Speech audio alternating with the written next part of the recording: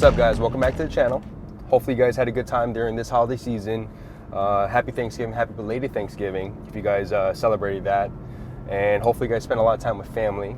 But in this video, what I wanted to do is, it's a video that I've been trying to do for the longest time. It's just been so busy, especially during the holidays. The video is going to be about the difference between the KW DDCs comparable to the Bilstein B16s. And one of the biggest difference is the price difference. So the Bilstein B16's retail price is $3,175. Comparable to the KW DDCs, you're looking at a price tag of $4,319. The price difference between both of them, you're looking at $1,144. The first question you should ask yourself, is it in your budget? Because look, being in your budget, you have to be able to keep that in mind, because you don't want to put yourself in a bad position, number one, and also you got to be able to be smart about it. If you're able to find either product used, slightly used, and let that person who bought it first take the depreciation, by all means go for that. But it shouldn't be that difficult right now, especially with a lot of people moving on to the new platform like the G8X, or moving on to other models out there. A lot of people are parting out their cars. So a lot of these suspensions you can find in the forums, Facebook groups. So definitely check that out first before you look into buying new. Obviously, there's pros and cons about buying used. One pro is obviously not taking the price depreciation when you first buy it. Cons are you don't know what the condition is until you actually see it in person, especially if you're buying it from out of state. Another question you should ask yourself is, what are you going to use it for, right? So a lot of times when people get a suspension kit, whether it's springs, coilovers, a spring kit, right? A lot of it is because you want to lower the car. I would say about 78% of people are doing it to lower the car for aesthetics, like myself. And the rest of the guys are basically looking to track the car. So you got to ask yourself, what are you going to use it for? Me personally, this is not my daily driver.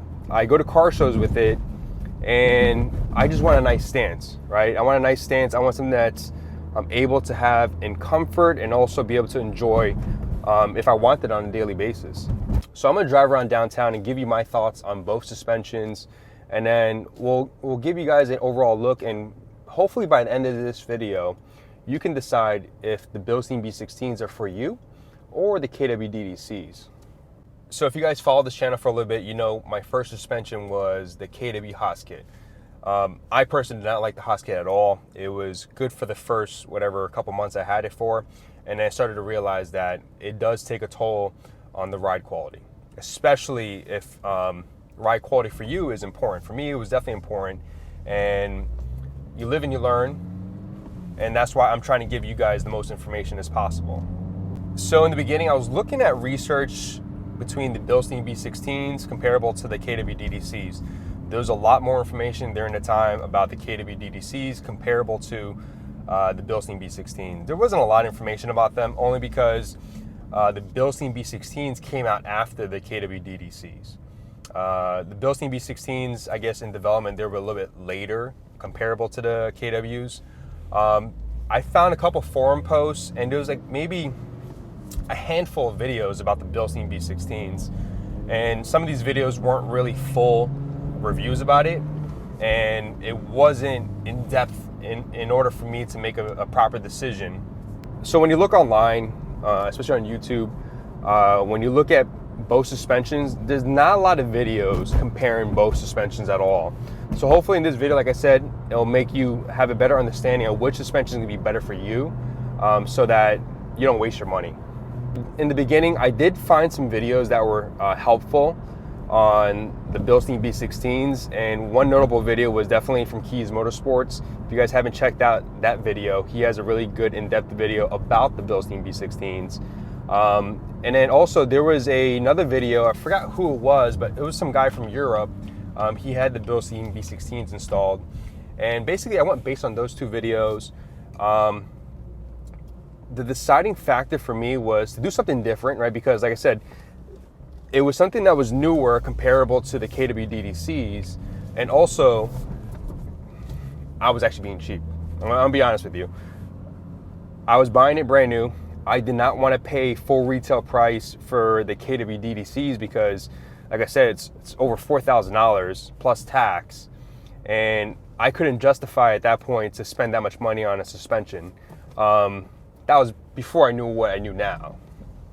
So with the Bilstein B16s, it's a high quality suspension. I mentioned it multiple times in previous videos.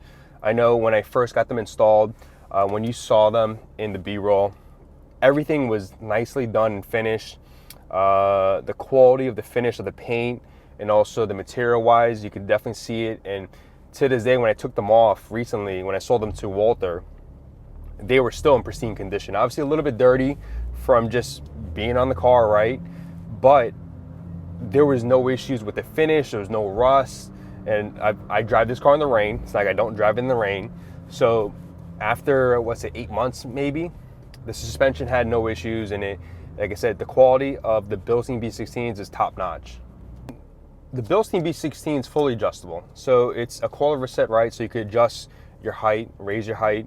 Right now on both sets of suspensions, I did have ground control camber plates on the Bilstein B16s and currently on my KW DDCs.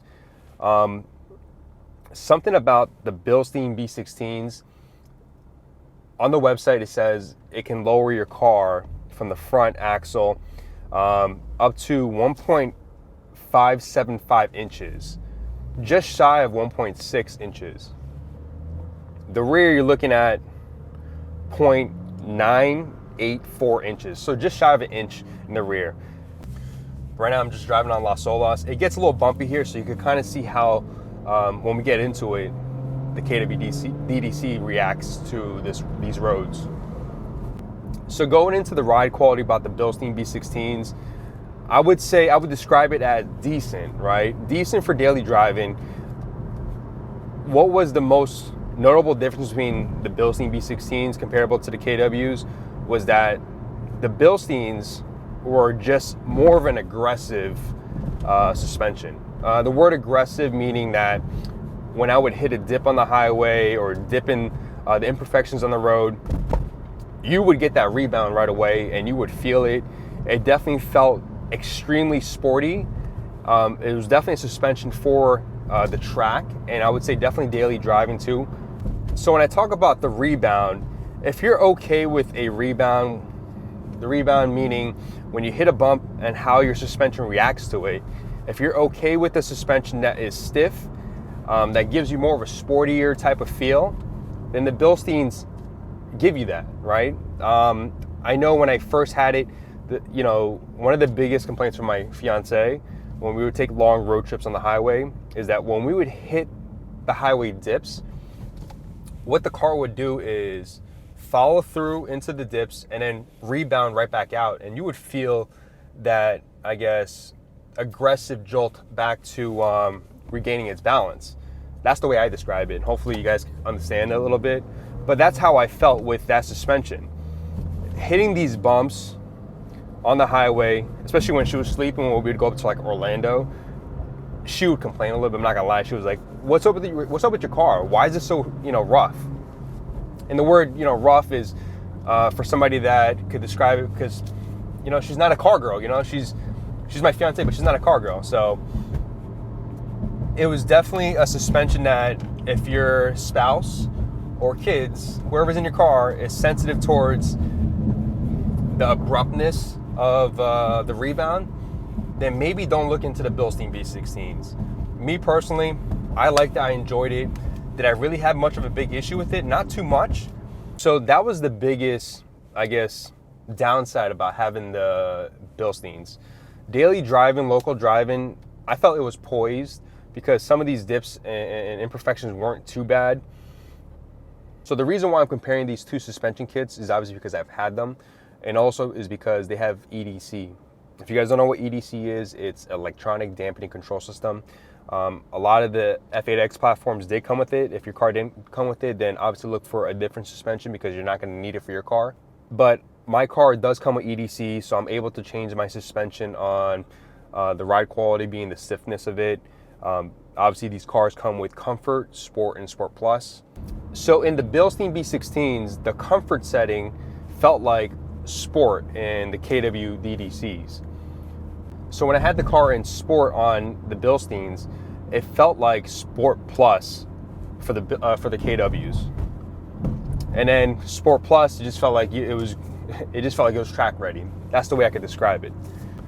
My overall complaint about the Bilsteins, and like I said in the beginning of the video, when you ask yourself, what do you need it for? Me personally, I needed something that I could be comfortable with, and also I needed the right stance, because I take this car to car shows, and for me, having the right stance is important to me. It may not be important to you. If you're watching this video, maybe being track oriented is more important to you, but you have to ask yourself what it is that you need. And for me, I needed something that had the right stance. So some of the limitations of the Bilstein B16s is that the front suspension portion of it wasn't low enough. Right now I'm just driving on A1A. The weather's been beautiful down here in South Florida. I feel bad for a lot of you guys that live up north where it's freezing, because I was actually just there this past holiday weekend. I had a wedding, my stepbrother got married, so congratulations to him. But getting back into it, the biggest complaint for me was definitely the front ride height. For me, the front ride height was always an issue for me, where I saw a little bit of a wheel gap that, for me, like I said, it bothered me. I wanted that right stance, so to say. So even on some photos, I would have to angle the car, angle the wheel a certain way where it eliminated in the photo of the gap in between the fender and the tire. Is it such a big deal? It wasn't a make or break of like the worst decision, like, oh my God, it looks so bad.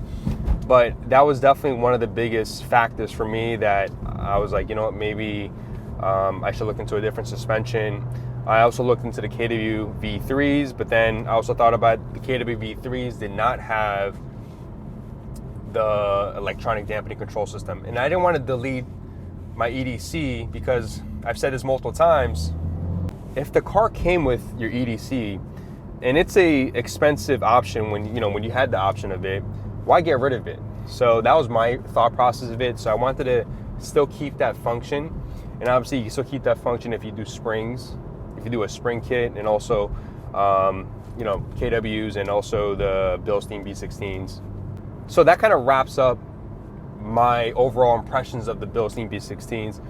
I'm gonna get into the KW DDCs on I've had this suspension on for, I would say, a little more, like about a month. So I want to give you guys the most accurate description of my opinion about it and how it's been for me.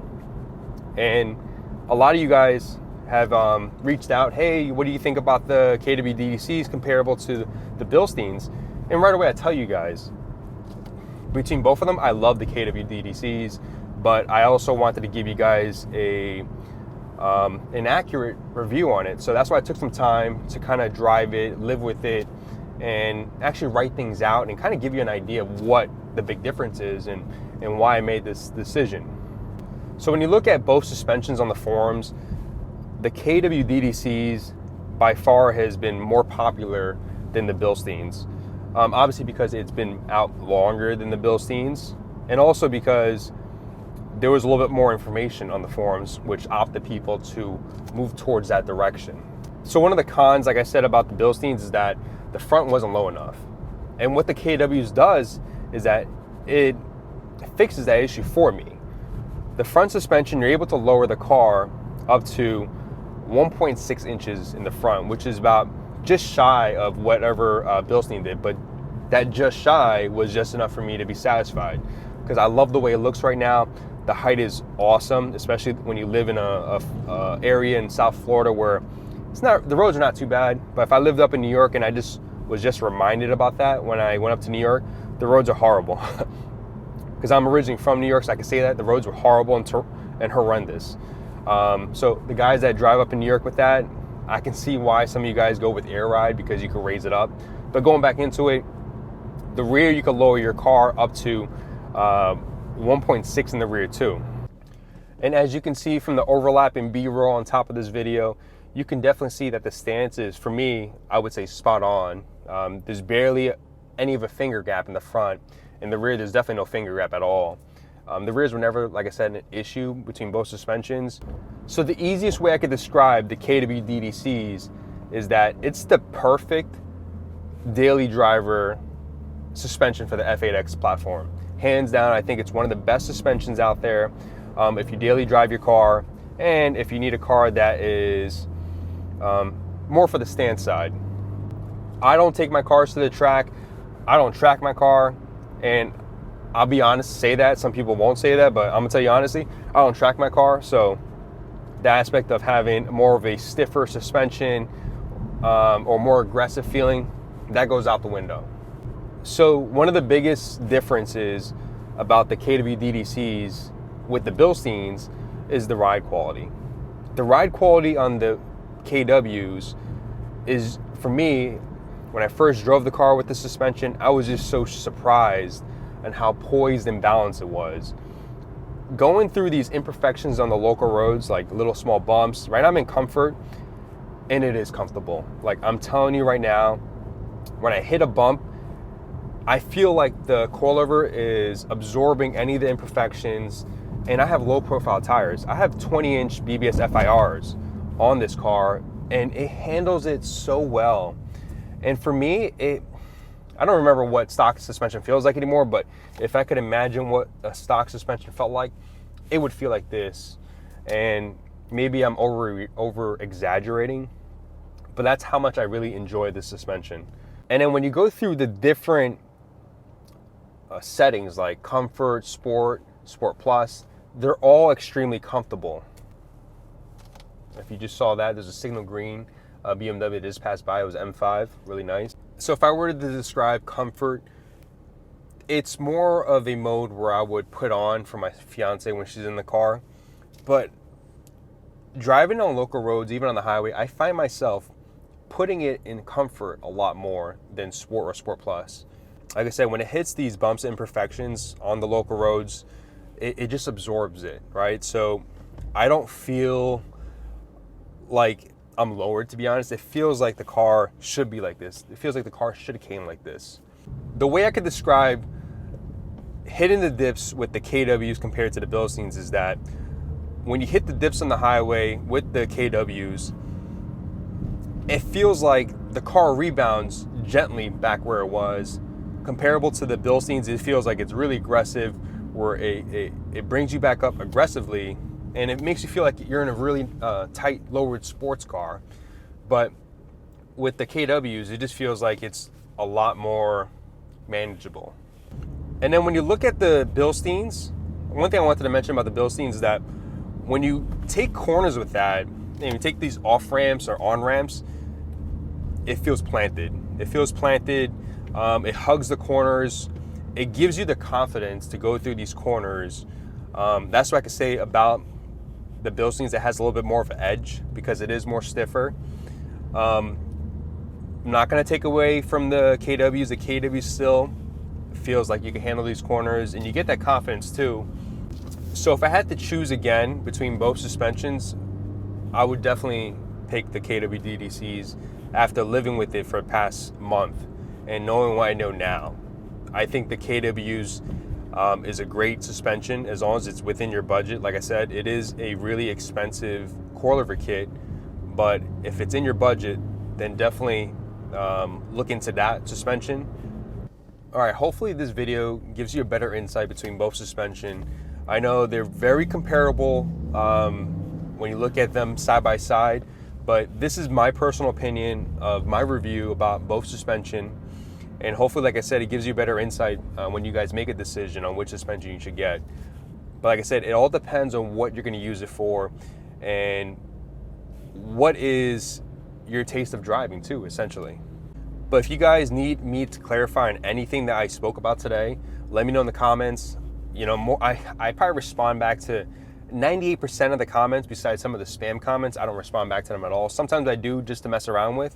But I respond back to, I would say, 90% all the comments because I value you guys watching my videos, and also value you guys taking the time to actually watch this content.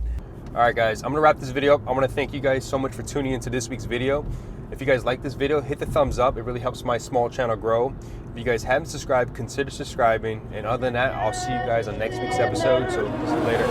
Rock was the man of the family. Mom worked 2 jobs just so we can have sandwiches. Anything good always came with some damages. I had to stick to the code like it's laminate. Ayy, wifey was down, had to stay with a reeler. That basement was cold and we ain't have a heater. My actions speak louder than words from a speaker. The street taught me things I couldn't learn from a teacher. I had to hold up 11 years old.